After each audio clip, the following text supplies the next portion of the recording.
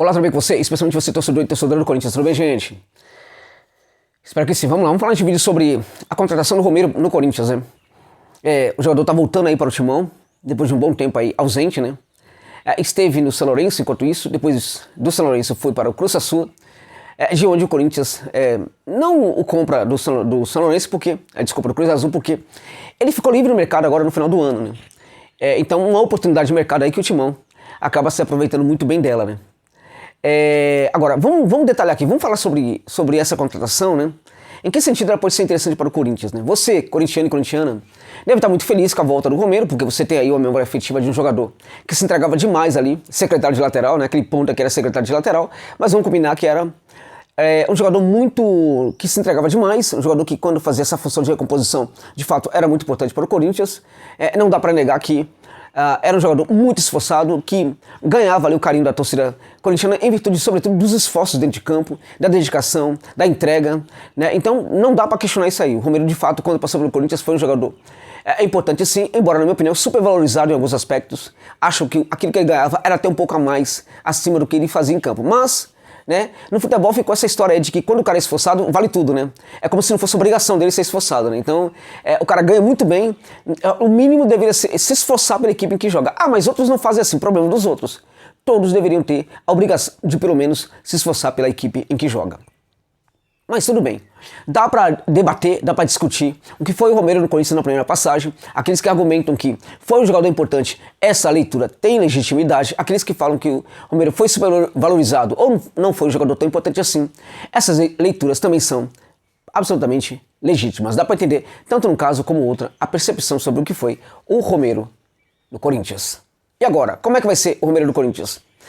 Nós não temos, evidentemente, uma bola de cristal aqui, né? E este não é o objetivo desse canal, né? Aqui não tem cartomante, aqui tem análise, né? Então, esta análise não vai pontuar o que ele vai ser no Corinthians, evidentemente, né? O que nós podemos fazer aqui, e este é o papel da análise, é detalhar o que o Romero tem feito na carreira até então, né? E a partir daí, a gente pode deixar aqui os sinais do que ele pode realmente fazer no Corinthians. A partir dessa análise, a gente pode aqui pontuar se, em tese, a contratação foi a melhor possível, né? Então, vamos aqui alguns comentários sobre o que foi o Romero no São Lourenço e também o que foi no Cruz Azul. Bem, no São Lourenço ele teve definitivamente muito mais briga do que jogo. Jogou, evidentemente que ele jogou no São Lourenço, mas quando o Romero está juntamente com o seu irmão gêmeo, né, atuando, tem muita confusão. Mas foi muita confusão, os dois se juntaram muito ali como líderes de vestiário em alguns momentos. E quando a coisa ficava complicada, o irmão dele sempre falava que o problema é porque os dois eram paraguaios. Isso ficou chato. Muito chato lá na Argentina, gente. Mas muito mesmo. Qualquer coisa eles falavam dessa questão de serem paraguaios. Sendo que, em geral, em Buenos Aires, né, respeita-se e aceita muito a velha comunidade paraguaia. Você pode falar da rejeição, por exemplo, a outras comunidades e tal, mas a comunidade paraguaia geralmente é muito aceita. E tem inclusive um clube paraguaio lá, o Deportivo Paraguaio, que é da comunidade paraguaia. E jogadores não costumam reclamar, nenhum estrangeiro costuma reclamar muito desse problema aí. Pode ser que exista, assim como no Brasil, assim como em outros lugares também. Mas o Romero sempre alegava esse problema aí, de que quando se criticava ele, era porque ele era paraguaio. E os dois foram muito mal no São Lourenço. Muito. Muito mal mesmo. Os dois, quando se juntam, parece que ficam muito mais dispostos a brigar do que quaisquer outras coisas. Mas é claro que em alguns momentos foram jogadores ali que entregaram alguma coisa, mas o saldo, na minha opinião, foi bem negativo. Razão porque ele vai para o Cruz Azul e ninguém faz esforços para que ele saia. Quando ele chega no Cruz Azul, ele começa a jogar, num certo momento, até a gerar uma impressão positiva. Nas 3 primeiras partidas dele a impressão foi muito positiva. Achava-se, portanto, que o Romero seria um jogador interessante. Mas é impressionante, o Romero ele ainda continua a ser aquele jogador que apresenta dedicação, que se dedica aos processos e que tenta taticamente também, né, ser um dos grandes intérpretes do modelo tático que o técnico gosta que a sua equipe pratique dentro de campo. Ele sempre foi esse jogador. E por causa disso, ele costuma encantar muito os técnicos, né? O técnico sempre opta por ele como um jogador ali, espécie de jogador de confiança. Embora aquilo que ele esteja entregando nem sempre está à altura das expectativas que ele gera. Foi assim no Cruz Azul, desde a partir da 4ª partida dele no Cruz Azul até os dias atuais. Ele sai do Cruz Azul com uma temporada péssima, gente, mas muito ruim mesmo. Muito ruim e muito longe das expectativas que todo mundo tinha sobre ele, né? O Romero no Cruz Azul não joga aberto pelo lado do campo. Às vezes ele começa o jogo É tanto aberto ali, no desenho, aberto pela esquerda como também pela direita. Ele nunca joga nesse setor. Ele tende sempre a ir para o centro do campo. Né? Então hoje a gente pode falar claramente que o Romero é muito mais um meia, tem trabalhado muito mais como meia do que um jogador pelo lado do campo. Então aquela velocidade que ele aplicava sempre ali, primeiro que ele já não tem tanta essa velocidade, mas aquela velocidade que ele aplicava ali para o lado do campo, chegando no Corinthians para ser esse jogador aí de lado de campo, geralmente ele pode até fazer isso aí, gente, mas ele não tem feito isso no São Lourenço. Agora por que ele não faz isso no São Lourenço? Por que será? Será que é porque talvez o técnico não tenha percebido que ele não é mais capaz de fazê-lo? Por que ele não fazia isso no São Lourenço? Será que é porque o técnico estava percebendo que ele já estava com dificuldade? Por que ele vai fazer isso então no Corinthians? É possível que faça, mas será que vai fazer com a mesma eficiência de antes? Este é o ponto. O Romero não está bem na carreira. O Corinthians hoje, pode fazer muito bem para o Romero, mas o contrário talvez não seja a mesma coisa, gente. Né? É um jogador que precisa muito do Corinthians, mas a questão é, o Corinthians precisa mesmo, meus amigos e minhas amigas, do Romero? Não tem outros jogadores no mercado? Porque vamos lá, o Corinthians está buscando um jogador sul-americano. O Corinthians não vai pagar um salário baixo para esse jogador. Não daria para buscar um outro bom jogador sul-americano?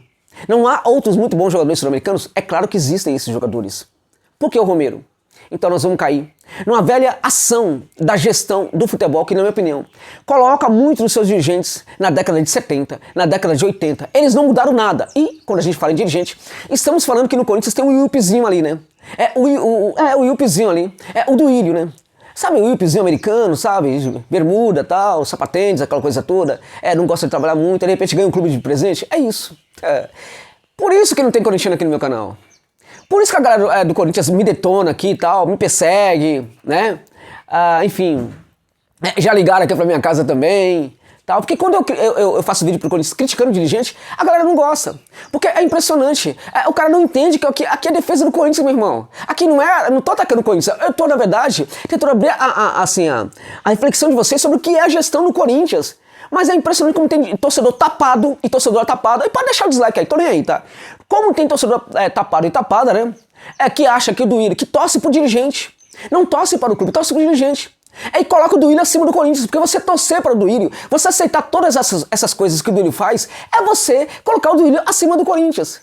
O seu Duílio foi de novo pra velha prática de sempre, de buscar aquele jogador que deu certo no passado. E quando você volta pro passado, meu irmão, aquela garotinha da sua adolescência, ou aquele garotinho da sua adolescência que você curtia muito, era lindão ou lindinha, né, também. Passou um tempo, você não teve sucesso nenhum na vida, né? Namorou ninguém, pegou ninguém, né? E o que você faz? Você vai voltar pro passado atrás daquela garotinha, daquele garotinho que era bonitinho ou bonitinha. Só que quando você volta lá, depois de muitos anos, aquele garotinho ou garotinha cresceu muito e ninguém sabe no que se transformou. Pode ter se transformado, por exemplo, aquele bonequinho bonitinho ou bonequinha bonitinha, pode ter se transformado numa coisa bem esquisita aos seus olhos, né? Essa prática de ir para o passado, ela só acontece por quê? Porque eu tenho dificuldade de achar solução no presente para o meu clube. Então eu vou atrás daquilo que funcionou. Acreditando que vai funcionar. Mas não é somente isso não, gente. A parada também é demagógica. Eu vou atrás do cara do passado porque eu sei que o torcedor vai me apoiar. Porque o torcedor tem uma memória afetiva com alguns jogadores que funcionaram bem, então o torcedor vai ter dificuldade para criticar. E nessa pegada aí, o torcedor vai me elogiar, vai elogiar aquilo que eu fiz. É isso. Romero é hoje um jogador meia boca, gente. É meia boca. É o jogador que o Corinthians está contratando. Pode detonar, eu sei que vocês vão me detonar. É meia boca. É um jogador comum. O Corinthians tá indo atrás de mais jogador comum. O Corinthians tá se configurando para 2023, primeiro, com técnico. Quem nunca foi técnico, pode dar certo. Já fiz vídeo aqui no canal falando, inclusive, que a partir de agora, acho que a comunidade corintiana tem que torcer e apoiar o Lázaro. Mas é um técnico inventado. Ele nunca foi técnico. Ele foi interino. Interino não é técnico, gente. Interino é interino. Técnico é técnico. É bem diferente. Quando o cara vira técnico, é outra parada.